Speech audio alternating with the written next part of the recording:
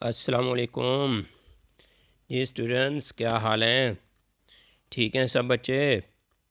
मुझे उम्मीद है कि सब बच्चे जो है वो जो भी रिकॉर्डेड लेक्चर्स हैं उसको बहुत अच्छी तरह सुन रहे होंगे और उसको सुन के आगे उसकी जो है वो प्रिपरेशन भी कर रहे होंगे। तो बच्चों, आपको पता है कि हमारा लेक्चर चल रहा था गॉड बी प्रेज्ड। वो हमने पढ़ा था, उसमें मैंने आप बच्चों को पहले लेक्चर में सारा इंट्रोडक्शन दिया था। उसके जितने भी करैक्टर्स थे उनको मैंने आपको इंट्रोड्यूस करवाया, उसके बारे में सब कुछ बताया। और फिर उसके बाद अगला जो लेक्चर था उसमें हमने ट्रांसलेशन स्टार्ट की थी। ट्रांसलेशन जो हमने स्टार्ट की थी उसमें मैंने आप बच्चों को साथ साथ बताया कि क्या सिचुएशन है, जो पैराग्राफ हम पढ़ने लगे हैं उसकी क्या सिचुएशन, क्या कंडीशन है, इसके मुताबिक जो है वो हम ट्रांसलेशन कर रहे हैं। तो अब हम जो है वो नेक्स्ट जो हमारे पास पैराग्राफ स्टार्ट हो रहा है वहीं से अब हम स्टार्ट करते हैं। तो हम ये पढ़ रहे थे कि जी मौलवी अबुल जो है वो शादी के बाद उसकी जो फाइनेंशियल कंडीशन है वो काफ़ी ख़राब है। काफ़ी हद तक जो है वो उसकी कंडीशन जो है घर की वो ख़राब हो चुकी है। अब वही कंडीशन अब हम पढ़ रहे हैं। तो हमारे पास पैराग्राफ है जी कि if it were possible to get the necessities of life, यहाँ से हम स्टार्ट करने लगे हैं। तो ये आप बच्चे साथ साथ आप देखते रहिएगा, मैं साथ साथ आपको इसके सिनोनिम्स भी बताता जाता हूँ, क्योंकि कुछ बच्चे डिस्कशन के दौरान कह रहे थे कि सर आप इसके जो है वो सिनोनिम्स भी हमें अंडरलाइन करवाते जाएं, तो साथ साथ ही हम उसको तैयार करते जाएंगे। हालांकि मैंने तो ये कहा था कि मैं चैप्टर के एंड पे जो है वो सारे सिनोनिम्स आपको लिख के उसका जो है वो एक पूरा लेक्चर दे दूंगा, लेकिन कुछ बच्चे इंसिस्ट कर रहे थे कि सर हमें साथ साथ ही बताते जाएं, तो मैं साथ साथ ही बताता जाऊंगा। अच्छा जी, ले जी हम स्टार्ट करते हैं। वो कहते हैं जी कि if it were possible to get the necessities of life, अगर ये मुमकिन होता ज़रूरियात ज़िंदगी को हासिल करना। नेसेसिटीज़ जो है इसको आप अंडरलाइन करें। अगर ये मुमकिन होता कि ज़िंदगी की ज़रूरियात को पूरा करना फ्रॉम द हेवंस, अगर आसमान से ज़िंदगी की ज़रूरियात को पूरा करना मुमकिन होता, कहाँ से? थ्रू प्रेयर्स, अगर दुआओं के ज़रिए ये मुमकिन होता कि ज़रूरियात ज़िंदगी को पूरा किया जा सके, तो मौलवी Abul would have pray to Allah, तो मौलवी अबुल अल्लाह से दुआ करता for a pair of shoes for his उम्दा, अपनी उम्दा के लिए, जूतों के लिए। अगर आसमानों से दुआएं करके ज़रूरियात ज़िंदगी को पूरा करना मुमकिन होता, तो मौलवी अबुल अपनी उम्दा के लिए अल्लाह से जूतों के लिए दुआ करता। अच्छा जी, और उम्दा कौन थी? The youngest in the family, जो कि फैमिली में, जो घर में सबसे छोटी थी। At night he consulted his wife, रात को उसने अपनी बीवी से मशवरा किया। कंसल्ट जो है इसको आप अंडरलाइन करें। रात को उसने अपनी बीवी से मशवरा किया, बट इंस्टेड, लेकिन इंस्टेड ऑफ रिप्लाइंग, लेकिन जवाब देने के बावजूद उसने क्या किया? लेकिन उसने जवाब देने के बजाय she silently lifted a corner of the quilt, उसने रज़ाई का एक कोना जो है वो खामोशी से उठा दिया।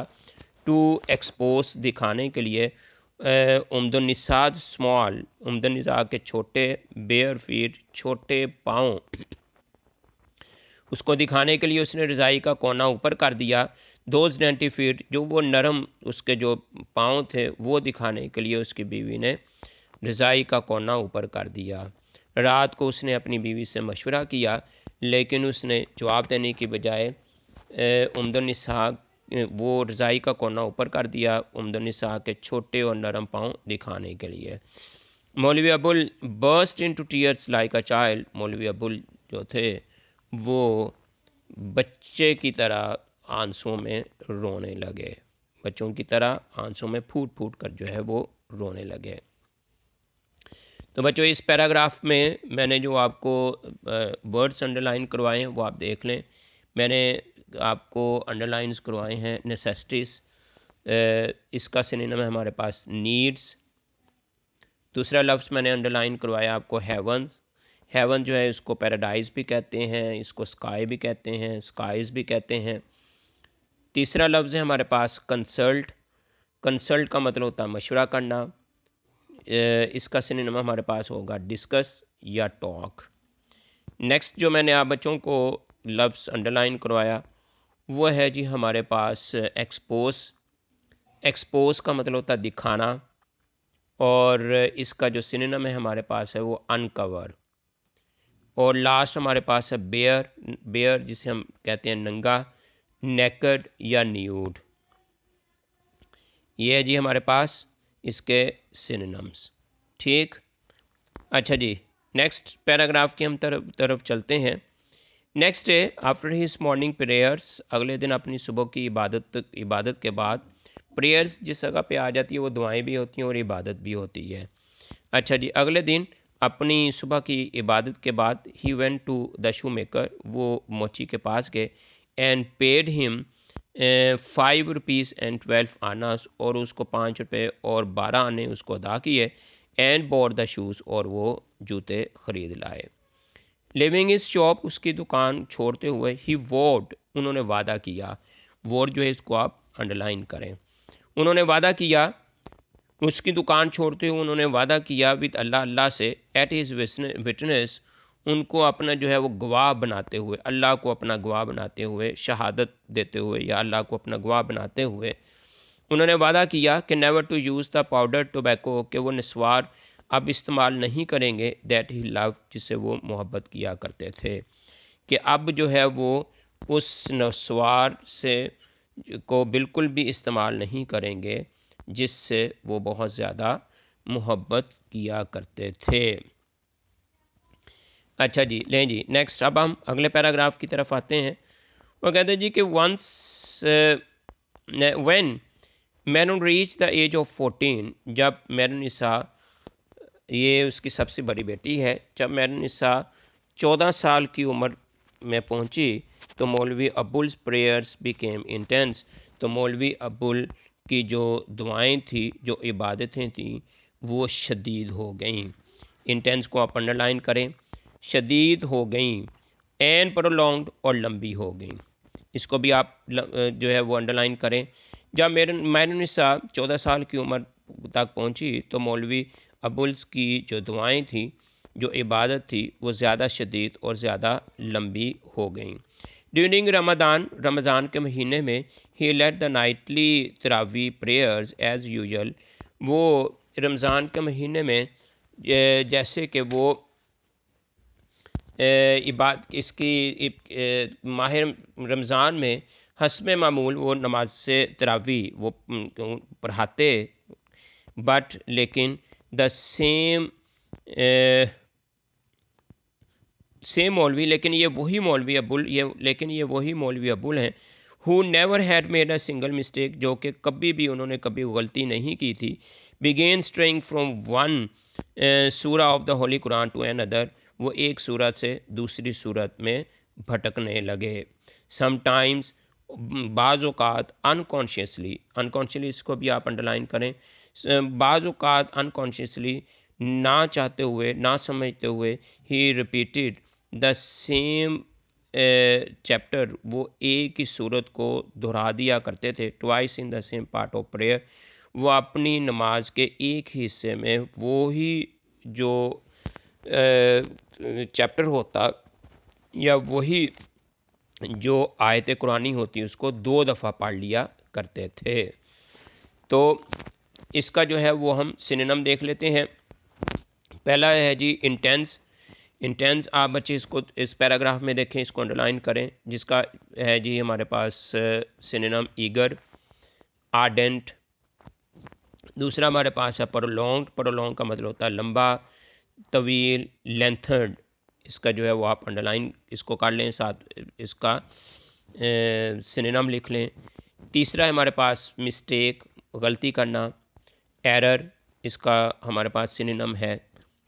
नेक्स्ट हमारे पास जो लफ्ज़ है इसको आप अंडरलाइन करें, अनकॉन्शियसली, लाशऊरी तौर पर, ना जानते हुए या ना चाहते हुए, लाशऊरी तौर पर। तो इसको आप लिख लें, इसका सिनोनिम अनइंटेंशनली। अनइंटेंशनली इसका सिनोनिम है। अच्छा जी, नेक्स्ट हम चलते हैं। वो कहते हैं जी कि वंस व्हेन चौधरी फतेहदाद, जब एक दफ़ा जब Chaudhary Fatehdad the member of the district board, जो कि डिस्ट्रिक्ट बोर्ड का मेंबर था, एक दफ़ा चौधरी फतेहदाद जो कि डिस्ट्रिक्ट बोर्ड के मेंबर थे, रेप्रीमेंडेड हिम, रेप्रीमेंड को आप अंडरलाइन करें, रेप्रीमेंडेड हिम फॉर अ मिस्टेक, उनको एक गलती पर उन्होंने झिड़का। रेप्रीमेंड का मतलब होता है झिड़कना, डांटना। उनको उनकी एक गलती पर डांटा या झिड़का तो मौलवी अबुल फेल्ट लाइक शाउटिंग, तो मौलवी अबुल का दिल किया। फेल्ट लाइक का मतलब है दिल करना, चाहा, कि मौलवी अबुल का दिल चाहा कि वो शाउटिंग बैक एट हिम, कि वो उसके ऊपर चिल्लाएं और उनको ये कहें कि you have a whole row of boys, कि तुम्हारे पास एक लड़कों की एक लंबी कतार लगी हुई है। एक दफ़ा जब चौधरी फतेहदाद जो कि डिस्ट्रिक्ट बोर्ड का जो मेंबर था, उन्होंने उसकी गलती पर जब उसको डांटा तो उसका दिल किया कि वो उसके ऊपर चलाए और उसको कहे कि तुम्हारे पास तो एक बच्चों की लंबी कतार लगी हुई है। चौधरी साहब, have you also been blessed with the daughter, Chaudhary साहब अगर आपकी कोई बेटी होती या अल्लाह ताला आपको कोई बेटी अता करता तो then you would understood why I repeat a chapter of the holy book twice, तो फिर आपको पता चलता कि मैं एक कुरान की एक ही सूरत को 2 दफ़ा क्यों वहाँ पे एक ही जगह में दोहरा देता हूँ। अच्छा जी, इसमें लफ्ज़ जो है वो हमने अंडरलाइन किया था, रिप्रीमेंडेड। रिप्रीमेंडेड का मतलब होता है डांटना, इसका सिनोनिम है हमारे पास रबीऊक। अच्छा जी, फिर क्या था जी कि लेकिन आगे हम चलते हैं। वो कहते हैं जी कि बट चौधरी फतेहदाद सेंसर, सेंसर जो है इसको आप अंडरलाइन करें। सेंसर का मतलब होता है जी कि हमारे पास डांटना, तनबीह करना। बट चौधरी फतेहदाद सेंसर, लेकिन चौधरी फतेहदाद की जो डांट थी वाज प्योरली रिलीजियस, वो मुकम्मल तौर पे मजहबी थी। वाई, क्योंकि he was the same rich pious Muslim, क्योंकि ये वही नेक मुसलमान था, अमीर नेक मुसलमान था। पायस जो है इसको आप अंडरलाइन करें, क्योंकि ये वही अमीर नेक मुसलमान था। The head of the village, जो कि गांव का चौधरी था, वो एवरी इवनिंग ऑफ 4 ईयर्स, जो कि हर शाम को कई सालों से हैड बिन सेंडिंग मौलवी साहब होम बेक्ड ब्रेड, जो कि कई सालों से मौलवी साहब को घर की बनी हुई रोटियां भेज रहा था। स्मियर्ड विद घी, जिसके ऊपर घी लगा हुआ होता। एन अर्दन बॉल ऑफ दाल, और एक मिट्टी का प्याला जो कि दाल से भरा हुआ होता, वो कई सालों से मौलवी साहब के को भेज रहा था। वो घर की पकी हुई रोटी जिसके ऊपर घी लगा हुआ होता और मिट्टी का एक दाल का प्याला, वो कई सालों से मौलवी साहब को भेज रहा था। He was very regular in his offering, वो अपनी ये जो पेश करता था, ये जो खाना पेश करता था, इसमें ये कभी भी नागा नहीं करता था। वो जो भी ये पेश करता उसमें कभी भी इसने नागा नहीं किया था, बाकायदगी से ये भिजवाता था। ये नजराना वो बाकायदगी से भिजवाता था। He was very regular in his offering, वो अपने इस नजराने में इसको बाकायदगी से भिजवाता था। इफ़ फॉर सम रीज़न, अगर किसी वजह से the daily offering of the evening meal was delayed, अगर किसी वजह से शाम का खाना भेजने में कोई देर हो जाती तो Chaudhary Fatehdad would carry it himself to Maulvi Abul house, तो वो खुद इसको मौलवी अबुल के घर लेके आते। And apologize for the delay saying, और ये कहते हुए मौलवी अबुल से जो है वो माजरत चाहते। अपोलोजाइज जो है इसको आप अंडरलाइन करें। मौलवी अबुल को ये कहते हुए उनसे माजरत करते क्या कि आई एम टेरिबली सॉरी मौलवी जी मैं बहुत ज़्यादा जो है शर्मिंदा हूँ। माई वाइफ इज़ अनवेल, मेरी बीवी जो है वो सही नहीं है, उसकी सेहत सही नहीं है। So the maid has cooked the food, इसलिए जो खादमा है उसने ये खाना बनाया है। He sincerely considered the daily gift, वो संजीदगी से ये जो हर रोज़ जो नजराना देता था टू मौलवी अबुल को, a part of his daily worship, वो इसको अपनी इबादत का एक हिस्सा समझा करता था। वो हर रोज़ ये जो नजराना मौलवी अब्दुल को दिया करता था वो इसको अपनी इबादत का एक हिस्सा समझा करता था। ये जो वजीफ़ा नजराना जो भी देता वो इसको अपने इबादत का एक हिस्सा समझता। अच्छा जी, इसमें हमारे पास जो वर्ड्स हैं इसको आप ज़रा अंडरलाइन कर लो आप लोग, मैंने करवाए भी हैं। इसमें पहला हमारे पास वर्ड है सेंसर, जिसका मतलब होता है डांट। क्रिटिसिज्म, इसका सिनोनिम लिखें आप। अच्छा जी, दूसरा है हमारे पास स्मीयर्ड। स्मीयर्ड का मतलब होता है चुपड़ी हुई, घी लगी हुई। ठीक, इसके ऊपर जो है वो स्प्रेड, इसका जो है हमारे पास आएगा सिनोनिम। तीसरा हमारे पास है ऑफरिंग। ऑफरिंग का मतलब होता है नजराना या वजीफ़ा, तो इसका सिनोनिम हमारे पास होगा कंट्रीब्यूशन। नेक्स्ट हमारे पास जो लफ्ज़ है वो है जी अपोलोजाइज़। अपोलोजाइज़ का मतलब होता है माफ़ी मांगना, माजरत करना। तो इसका जो है वो फॉरगिवनेस, आस्क फॉरगिवनेस, इसका सिनोनिम है हमारे पास। नेक्स्ट है हमारे पास टेरिबली। टेरिबली का मतलब होता है बहुत ज़्यादा, बेहद। और इसका जो है हम सिनोनिम्स लिखेंगे आगे, वो होगा एक्सट्रीमली। नेक्स्ट है हमारे पास अनवेल, जिसका मतलब होता है बीमार होना या सही ना होना, तो इसका सिनोनिम आप लिखेंगे इल या सिक। ठीक। नेक्स्ट है जी हमारे पास लफ्ज़ मेड, इसको आप अंडरलाइन कर लें। मेड का मतलब होता है नौकरानी या खादमा, सर्वेंट, इसका जो है वो आप इसको आप करेंगे। उसके बाद है हमारे पास सिंसियरली, बड़े ही खलूस के साथ। ठीक, तो होल हार्टेडली, इसको जो है वो आप अंडरलाइन करें, होल हार्टेडली। और नेक्स्ट है हमारे पास कंसीडर। कंसीडर का मतलब है समझना, ख्याल करना, रिगार्ड। ठीक है बच्चों, ये हमारे पास जो है आज यहाँ तक हमारा पैराग्राफ हो गया है। तो आप बच्चों ने ये देखना है कि आप बच्चे जो है वो इसको अच्छी तरह कर सको। एक छोटा सा अगला पैराग्राफ भी जो है वो हम पढ़ लेते हैं। Conscious of the ever increasing responsibilities of her husband, रोज़ बरोज़, एवर जो है ये इसका मतलब हम लेंगे रोज़, रोज़ ऑफ जो है वो ज़िम्मेदारियाँ। कॉन्शियस ऑफ जो है वो बाखबर होना, कॉन्शियस, इसको अंडरलाइन करें। Conscious of the ever increasing, बाखबर होते हुए रोज़ इंक्रीजिंग रिस्पॉन्सिबिलिटी, जो ज़िम्मेदारियाँ बढ़ रही थी, ऑफ हर हस्बैंड, उसके शोहर की, ज़ेबुनिसा, ये मौलवी अब्दुल की बीवी है, Zebunnisa too had started teaching young girls of the village the holy Quran.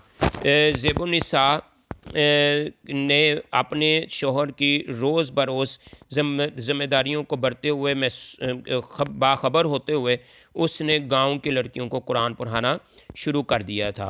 On Thursday, हर जुमेरात को, when each of the girls brought a small portion of sugar on bread, जब हर लड़की अपनी रोटी पर थोड़ी सी शुगर हम यहाँ पे गुड़ भी कर सकते हैं, चीनी भी कर सकते हैं, जब अपनी रोटी पर वो गुड़ रखे या चीनी रखे हर लड़की लेके आती थी, तो Zebunnisa would arrange for at least 2 baskets, तो ज़ेबुनिसा ने 2 टोकरियों का इंतज़ाम किया हुआ था।